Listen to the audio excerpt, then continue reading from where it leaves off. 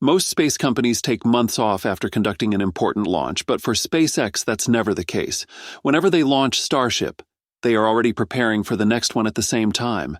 This relentless approach is why, despite Starship being such a large and complex rocket to develop, they have managed to test it frequently. Now, just a few days after the failed Flight 8 launch, SpaceX is already preparing for Flight 9. Before we delve into the details, make sure to subscribe to our channel for future updates about Starship and SpaceX's other groundbreaking achievements. After Flight 7 ended with an explosion just a month prior to Flight 8, many people were hoping to see a significant improvement in Flight 8. Some were even expecting SpaceX to attempt catching the upper stage with Mechazilla, a move that would have been a historic step toward full reusability. But all of that turned out to be just a dream.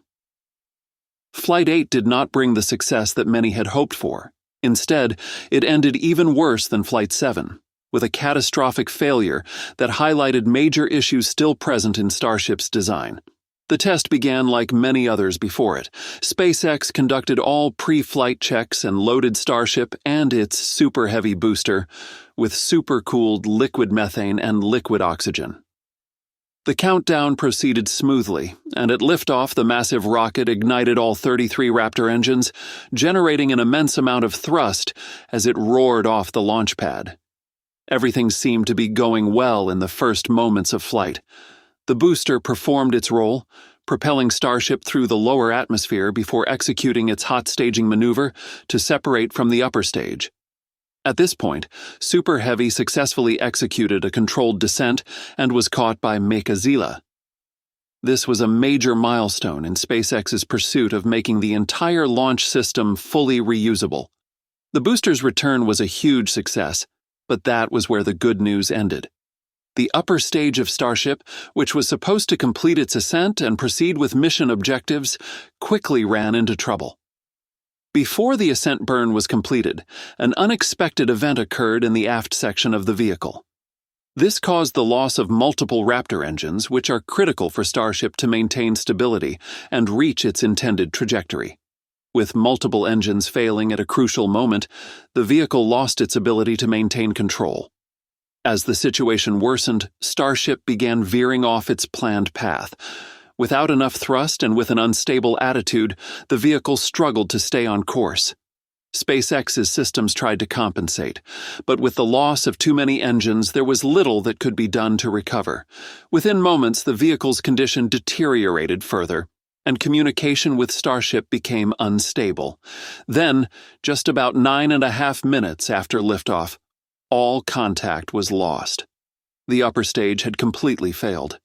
At this point, SpaceX's automated flight termination system would have triggered, ensuring that the vehicle was destroyed in a controlled manner rather than tumbling uncontrollably.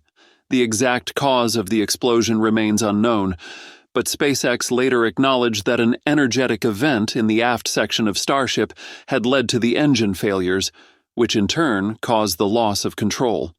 The final moments of the flight were chaotic and the vehicle was ultimately lost. This outcome was a major disappointment for SpaceX and Starship's development. Not only did the vehicle fail to complete its objectives, but it also performed worse than the previous test. While Flight 7 also ended in failure, it had at least progressed further in testing. The fact that Flight 8 suffered an even worse fate meant that SpaceX had critical problems to address before moving forward. If you have followed the Starship development closely, you might have noticed a pattern in the results of each test flight. There was steady progress up until Flight 6, where each launch was more successful than the last. But after Flight 6, things started going downhill. Instead of improving, the flights became more problematic, with major failures setting back SpaceX's goal of achieving full reusability. The first few flights showed gradual progress. Flight 1 and Flight 2 were both explosive failures, but they provided valuable data on Starship's structural integrity and flight systems.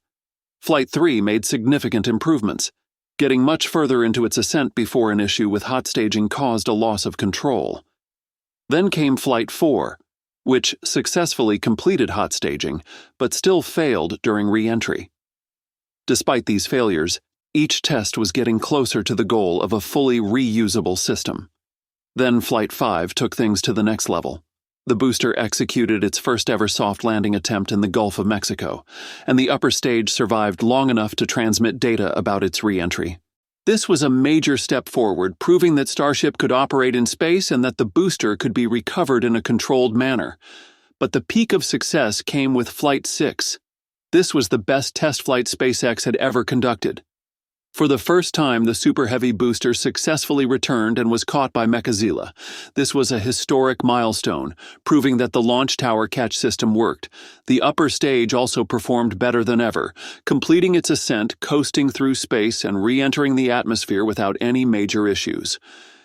It finally splashed down in the Indian Ocean, making Flight 6 the first full mission where both the booster and the upper stage executed their objectives properly. However, after this peak, things started to go wrong. Flight 7 was expected to build on the success of Flight 6, but instead, it ended in a complete failure. The booster lost control before reaching the tower and crashed into the ocean, and the upper stage suffered structural failure and exploded before even making it to re-entry. Then came Flight 8, which was even worse. While the booster was successfully caught again, the upper stage lost multiple Raptor engines early, lost control, and exploded long before reaching its target. SpaceX has noticed the recent failures and is working hard to fix the problems. If all goes well, Flight 9 could be the first launch to perform better than Flight 6. Musk has said that progress is measured over time, and the next Starship will be ready in about 4 to 6 weeks. This means Flight 9 could launch sometime in mid to late April 2025. Before that happens, SpaceX is running multiple tests to make sure the vehicle is ready. Flight 9 will use Booster 11 and Ship 30, which come with upgrades based on previous failures. A major focus has been fixing the Raptor engine reliability. Both Booster 11 and Ship 30 have already undergone static fire tests to check if the engines perform correctly before launch. Another issue from Flight 8 was Starship's attitude control, which failed after multiple engines shut down. SpaceX has updated the software to improve how Starship adjusts for engine failures and prevent loss of control. The heat shield has also been improved. SpaceX has reinforced the attachment of heat tiles to make sure they don't fall off during re-entry. Engineers have already tested these improvements on the ground. There's also a chance SpaceX will try to catch the booster again using Mechazilla. They succeeded in Flight 6 and Flight 8, and if they do it again in Flight 9, it will confirm that the system works reliably. Another goal of Flight 9 is testing satellite deployment. Starship is designed to launch large numbers of Starlink satellites in the future, so SpaceX will likely test how payloads are released. That's it for this video. Thanks for watching, and we hope to see you in the next one.